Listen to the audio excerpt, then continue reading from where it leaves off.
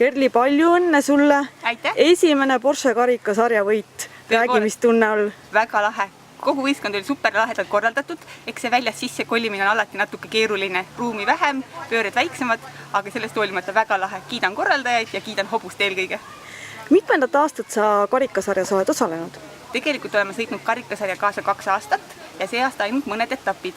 Ei uskunud ise ka, et nii hästi läheb. Aga milliste ootustega sa üldse siia sarja võistlema tulid? Iga harrastajal südame soovib suur hall. Mis see muud saab olla? Suur eesmärk ja siht on silme ees. Loomulikult. Aga kuidas sa võtad kokku selle aasta sarja enda jaoks? Mina olen see aasta sõitnud kaasa 3 etappi ja tegelikult ma arvan, et selle kohta, et mul on kindlasti kõige ägedam hobune üldse, on see superluks, super lahe. Aga Viprala vist on vana 3-võistlushobune, on mul õigus? On. Kas see annab eelise ka sulle?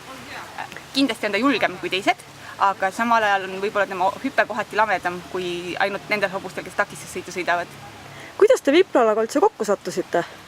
See juhtus tegelikult 2016 aasta ühel märtsikuu päeval, kui mu endine treener Siret Saks helistas mulle ja küsis, mis sa homme teed.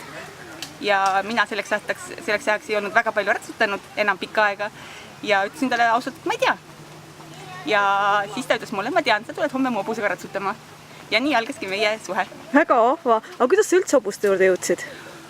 Tegelikult ma olen vahelduva eduga ratsutamas käinud ju päris pikalt. Et teismeeas, natukene ülikooli kõrvalt, aga alati on paar aastat pausi olnud, kas siis vigastuse tõttu või hobuse puudumise tõttu ja nüüd siis uuesti sellise super hobusega. Ma olen küsinud siit mitmelt harrastajalt ka tema elukutse kohta, sest siit on põnevaid leide tulnud. Mida sina ametilt teed? No ei julgegi öelda, aga hariduselt olen ma psühholoog, nii et... Väga põnev! Kas sa arvad, et sinu ametioskustest on siin võistlustel kasu ka? Oi ei, võistlusnärv on mul kindlasti kõige suurem. Suurem kui näiteks mõnel sinu kliendil? Ma arvan küll.